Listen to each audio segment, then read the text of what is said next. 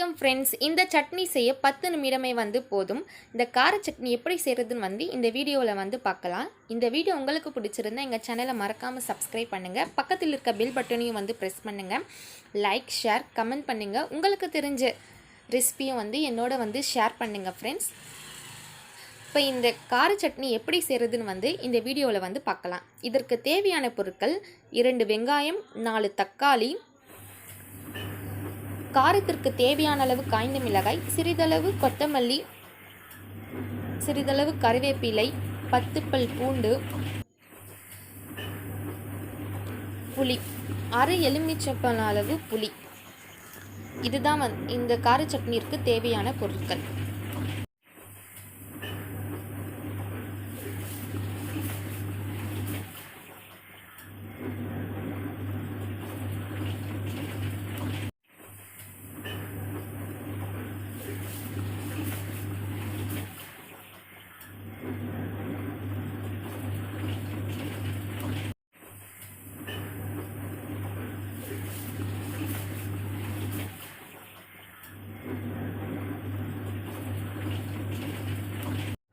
கடாயில் 2 டீஸ்பூன் எண்ணெயை விடணும். எண்ணெய் நல்லா சூடானதும்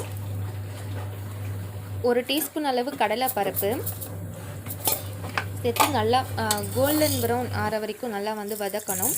கடலை பருப்பை வதக்கின பிறகு 2 டீஸ்பூன் அளவு உளுத்தம் பருப்பு சேர்க்கணும்.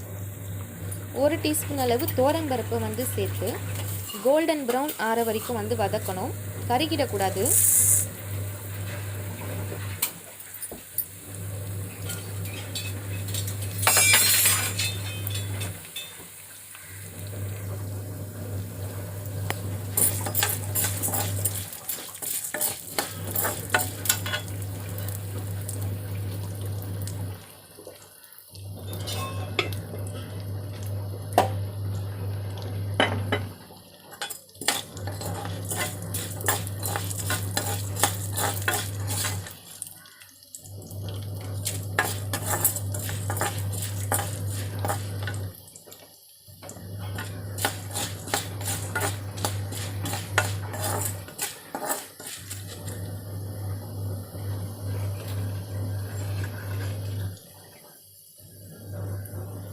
இந்த மாதிரி வதங்கினா போதும்.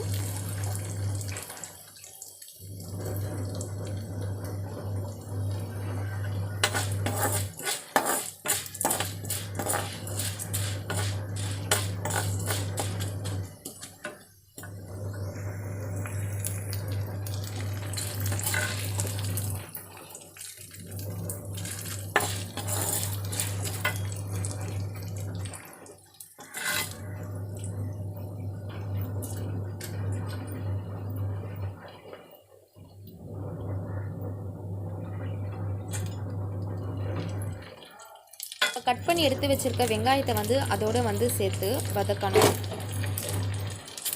வெங்காயம் வதங்கின பிறகு நம்ம தட்டில் எடுத்து வச்சிருக்க தக்காளி, பூண்டு எல்லாத்தையும் அதோட சேர்க்கணும்.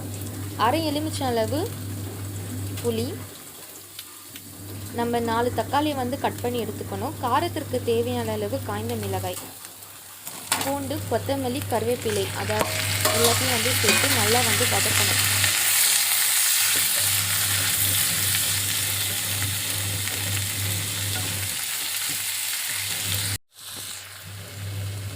ஒரு டீஸ்பூன் அளவு கல்லுப்பு சேர்த்துருக்கேன்.